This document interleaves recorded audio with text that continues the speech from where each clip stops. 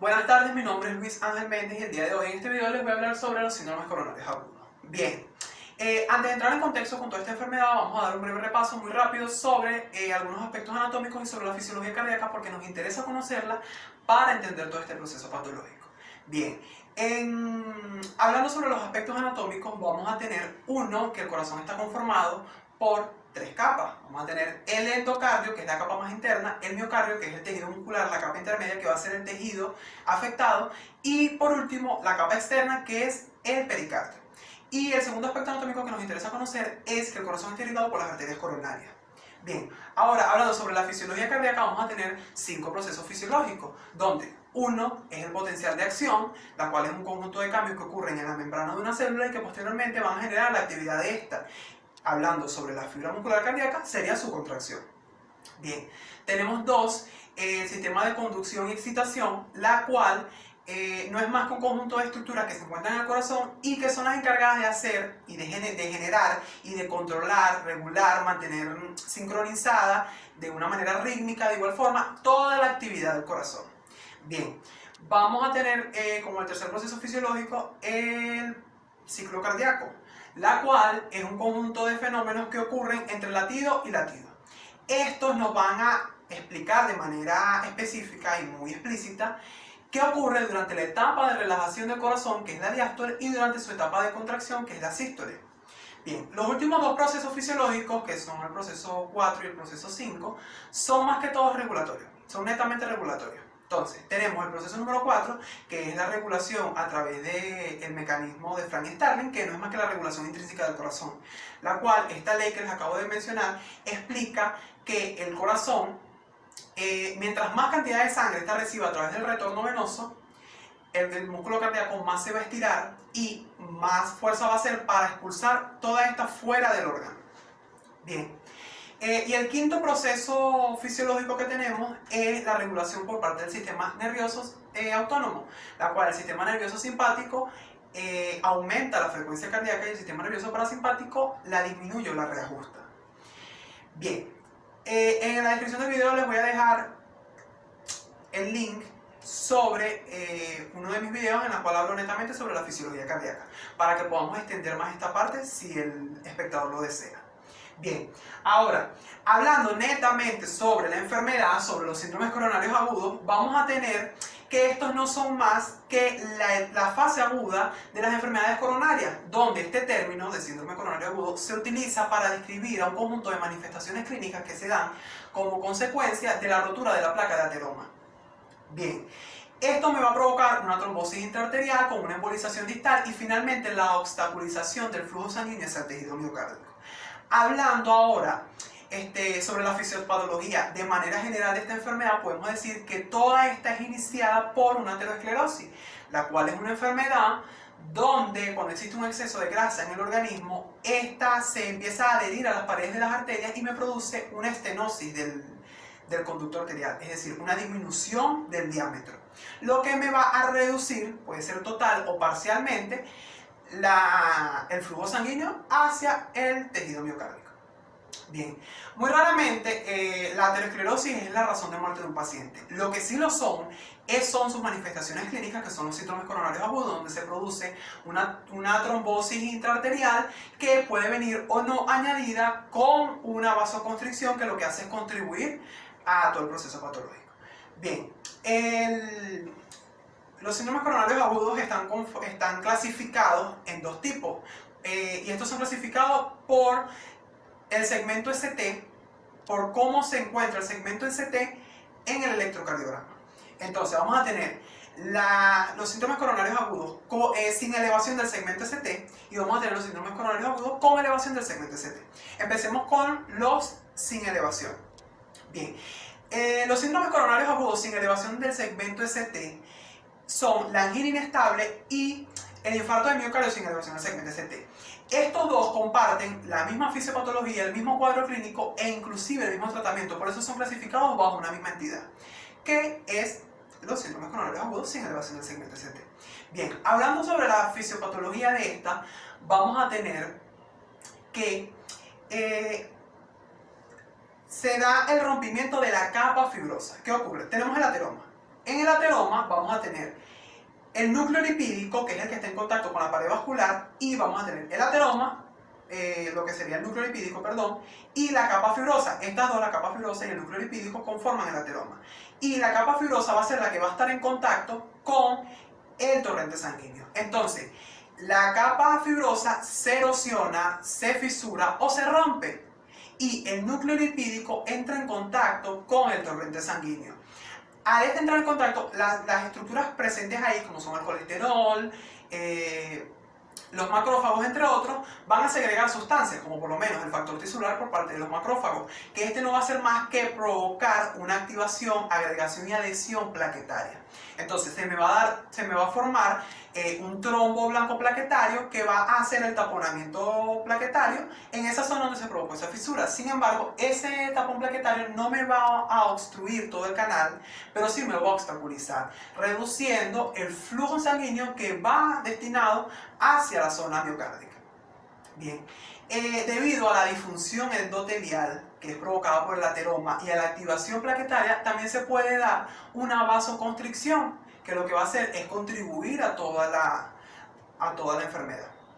Bien, ahora, hablando sobre el cuadro clínico del paciente, vamos a tener un paciente que presenta un dolor anginoso que habitualmente está mucho más prolongado.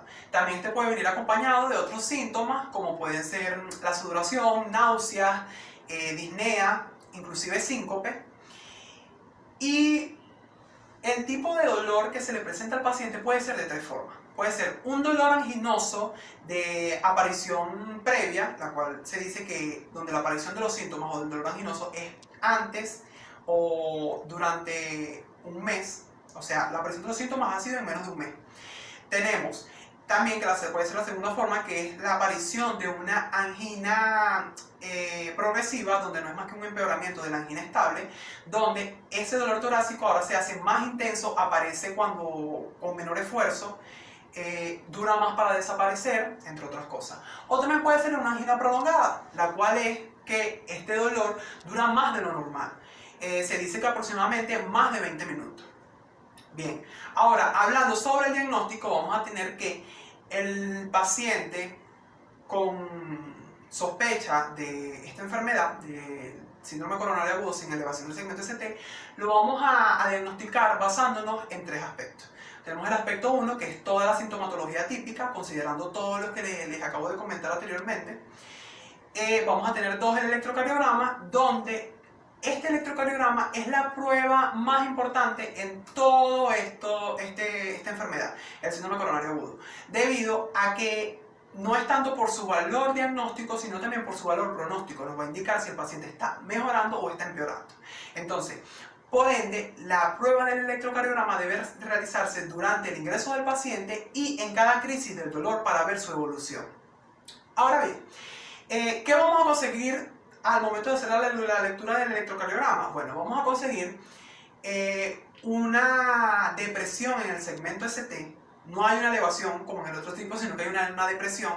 O también podemos conseguir una onda T negativa. Bien, estos no son más que indicadores de que hay un trombo obstaculizando el flujo sanguíneo hacia el tejido miocárdico. Ahora bien, ¿cómo podemos nosotros diferenciar si es una angina inestable o si es un infarto de miocardio sin elevación del segmento ST?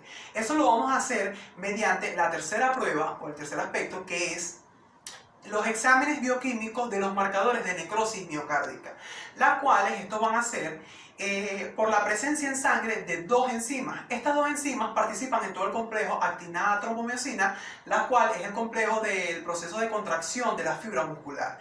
Cuando esta se presenta en cantidades en sangre, eso nos quiere decir que hubo necrosis celular, donde hubo un rompimiento de la membrana de estas mismas y estas sustancias salieron al plasma sanguíneo.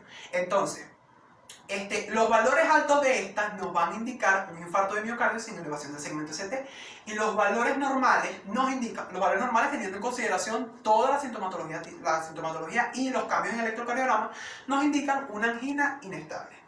Bien, ahora hablando sobre el tratamiento, vamos a tener un tratamiento que está dividido en dos partes.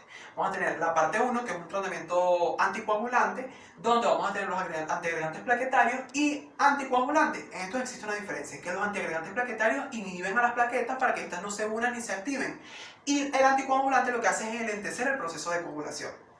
Bien, ahora, la otra parte va a ser un tratamiento antiisquémico, la cual este tratamiento se va a basar en uso de nitratos, las cuales pueden ser de nitratos de acción rápida, como es la nitroglicerina sublingual, que actúa como relajante del dolor anginoso, relajante del músculo liso, también actúa como vasodilatador, entre otras cosas, o con nitratos de acción prolongada, que estos funcionan también como vasodilatadores, entre otras cosas.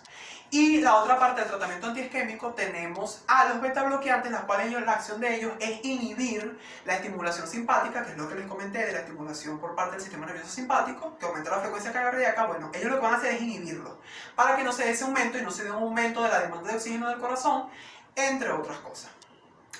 Bien, ahora, aquí debemos abrir un pequeño espacio para mencionar a la angina variante. La angina variante no es más que un dolor torácico que aparece durante el reposo. ¿Qué ocurre con esta angina? Que ella es provocada por un espasmo de la arteria coronaria. Ese espasmo va a provocar la reducción prácticamente total de el flujo sanguíneo hacia el tejido miocárdico. Entonces, esta angina nos va a presentar en el momento de diagnosticarlo una elevación del segmento ST, pero teniendo en consideración, se puede hacer en consideración toda la sintomatología del paciente, el estado en el que se presenta, podemos tener en consideración y llegar al diagnóstico de esta enfermedad. Esta se trata, es más que todo, con nitroglicerina sublingual durante las crisis anginosas, debido a que esta es relajante del músculo liso. Bien, ahora, hablando sobre el otro tipo de síndrome coronario agudo, que es el infarto de miocardio con elevación del segmento ST, no vamos a tener más que una necrosis miocárdica de origen isquémico, que es producida por la obstaculización total del flujo sanguíneo que va hacia el tejido miocárdico. En el electrocardiograma se nos va a expresar por una elevación persistente del segmento ST. Bien, ahora, hablando sobre la fisiopatología, de toda esta enfermedad, vamos a tener que el mismo proceso que les vengo comentando anteriormente.